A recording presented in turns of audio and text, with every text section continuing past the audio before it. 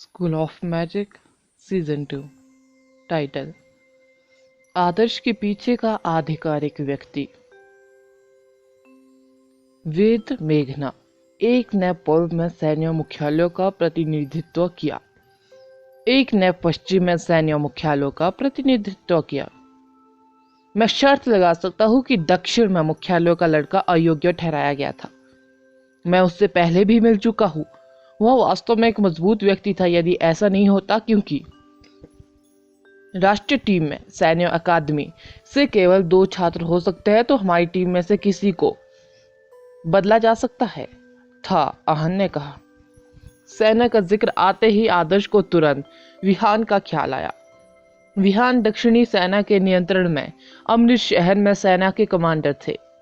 विशाल दक्षिणी सेना में 50 से अधिक सैन्य जिले थे। अमृत शहर की सुरक्षा का प्रभारी व्यक्ति केवल दक्षिणी सेना के दक्षिणी पूर्वी जिले का commander snowy peak mountain station का कमांडर था। इसने इस बात पर प्रकाश डाला कि सेना कितनी विशाल थी। उस कर्कश रैणों के बारे में क्या ख्याल है? यह जानकारी सुनकर आदर्श ने चौंकते हुए पूछा। मैं अभी तक उसके बारे में निश्चित नहीं हूं। लड़की काफी रहस्यमयी है, लेकिन सच तो यह है कि मुझे उसके बारे में कोई जानकारी नहीं मिल पा रही है।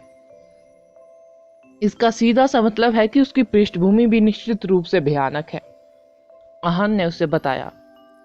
रुद्री के बारे में क्या ख्याल है? आदर्श ने पूछा।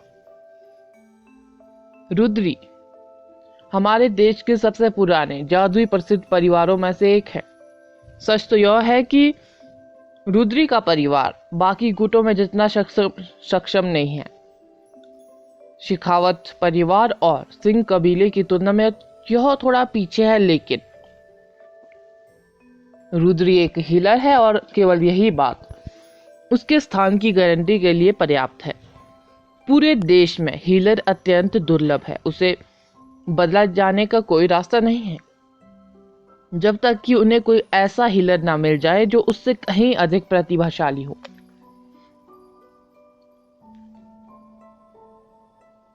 रुद्री का परिवार उम्मीद कर रहा है कि रुद्री उनकी वापसी का महत्वपूर्ण मोड़ है। यह देखने के लिए क्या उन्हें विश्व कॉलेज टूर्नामेंट में के बाद एक प्रसिद्ध कबीले में पदोन्नत किया जा सकता है, आहन ने कहा। एक प्रसिद्ध परिवार और एक प्रसिद्ध कबीले के बीच क्या अंतर है? आदर्श एक जिज्ञासु बच्चे की तरह पूछ रहा था। अब जब विषय चल रहा है तो उसने इसके बारे में सब कुछ जानने का दृढ़ निश्चय कर लिया। आहन ने अपना माथा पीट लिया। वो आदर्श से पूरी तरह से प्रभावित था। वह युवा मैजिशियनों के बीच टॉप पर चढ़ने में कैसे कामयाब रहा? उसके पास कोई प्रभावशाली पृष्ठभूमि या समर्थक नहीं था। यह बताने की जरूरत नहीं कि वह कितना मंदबुद्धि था। आपको बताए क्या? एक प्रसिद्ध परिवार आमतौर पर किसी देश में बड़े प्रभाव वाले बड़े परिवारों को संदर्भित करता है। एक प्रसिद्ध कबीला अंतरराष्ट्रीय स्तर पर बहुत प्रभाव रखने वाले सुपर परिवार है। रुद्री का परिवार पिछले कुछ वर्षों से पतन की ओर जा रहा है। मेरे शिखावत परिवार ने उनकी संपत्तियां खरीदी है, लेकिन रुद्री के पास वापसी का मौका है। इसलिए जब आपने रुद्री को टीम छोड़ने और नंदिनी को अपना स्थान देने के लिए कहा, तो आप वास्तव में कुछ है। यहां तक कि अगर वह हीलर नहीं होती तो भी उसके टीम छोड़ने का कोई रास्ता नहीं था। आहन ने आदर्श को राष्ट्रीय टीम की सच्चाई के बारे में सूचित करना जारी रखा। ठीक है, मैंने स्वीकार किया कि मैंने सोचा था कि सब कुछ बहुत सरल था। आदर्श ने व्यंग्योपट मुस्कान के साथ स्वीकार किया। ईमानदारी से कहूं तो आप मूर्ख है यदि आप सोचते हैं कि आप उन्हें कम आंक सकते हैं, क्योंकि आपके पास टीम में दूसरों पर बढ़त है। जैसे जैसे ट्रेनिंग आगे बढ़ेगी, उनका समर्थन करने वाले गुट अधिक पैसा खर्च करेंगे। गैलेक्सी वैन उन पर इस तरह खर्च करेंगे जैसे कि वे पूरी तरह स्वतंत्र हो। टॉप स्तरीय मैजिक इक्विपमेंटों और औजारों का एक पूरा सेट या बाजार में उपलब्ध सर्वोत्तम सोल सीड, आपको एहसास होगा कि आपकी तथाकथित प्रतिभा या कल्टीवेशन पूरी तरह से बकवास है।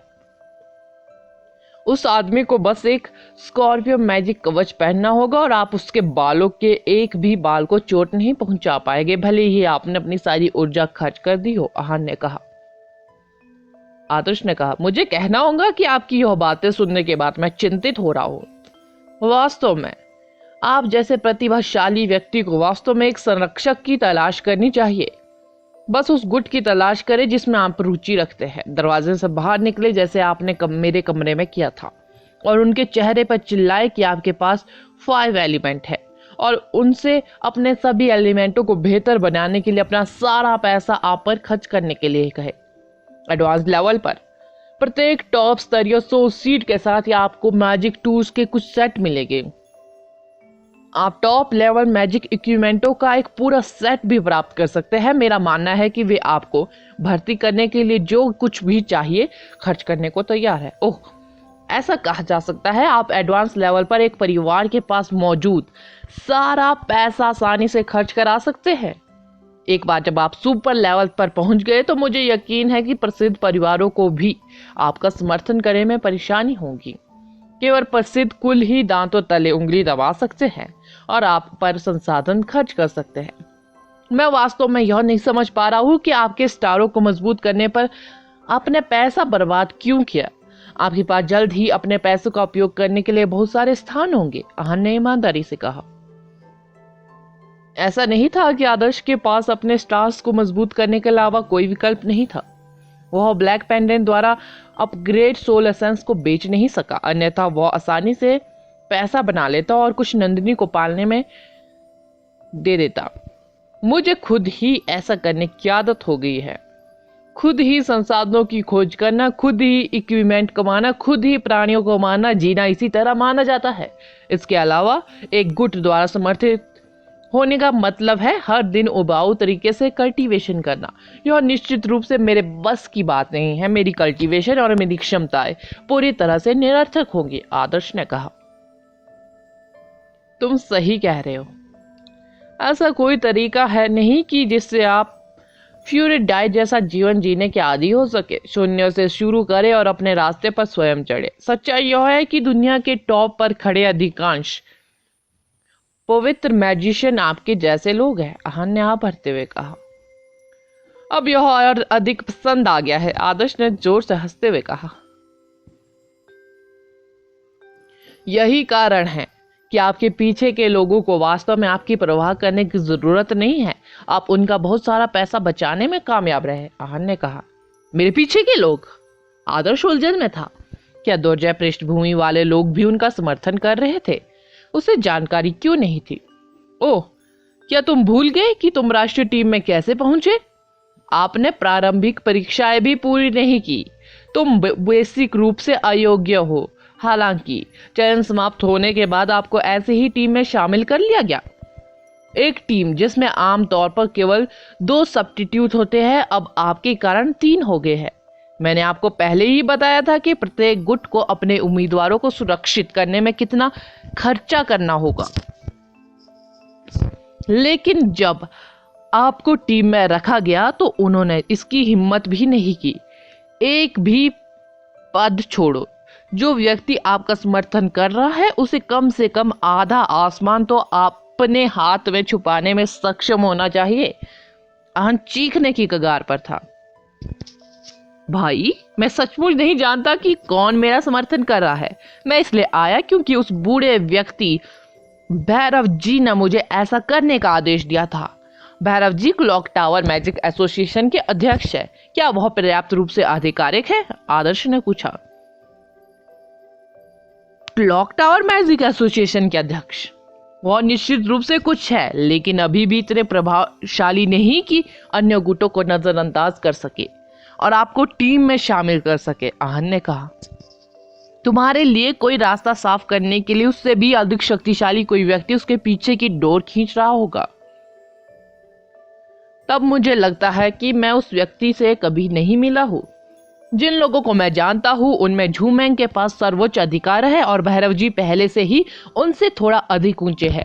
मैं वास्तव में किसी और को नहीं जानता।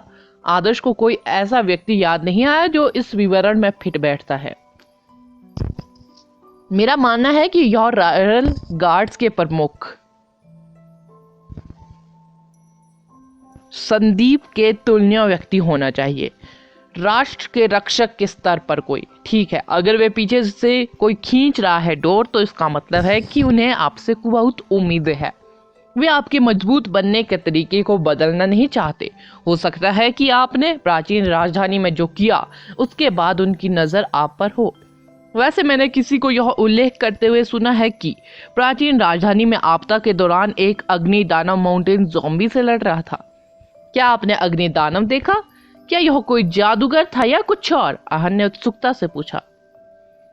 आदर्श ने कहा, मैंने किन सम्राट के मकबरे में ऐसा कुछ नहीं देखा। ओह, रुको, कौन सा किन सम्राट का मकबरा? कुछ नहीं, अगर मैं कहूँ तो तुम भी यकीन नहीं करोगे। आदर्श प्राचीन राजधानी में घटनाओं की श्रृंखला को समझाने में बहुत आलसी था। प्राचीन राजधानी की आपदा का विवरण गोपनीय रखा गया था। आहन के पास जानकारी प्रदान करने के लिए बहुत सारे सोर्स थे, लेकिन वह अभी भी प्राचीन राजधानी में आई आपदा के बारे में बहुत कुछ नहीं जान सका। अगला एपिसोड जानने के लिए बने रहे मेरे इस चैनल के साथ। आज शाम तक मैं नेक्स्ट एपिसोड अपलोड कर दूंगी। हो सके तो ज़्यादा से ज़्यादा अपलोड करने की कोशिश करूंगी। Thank you.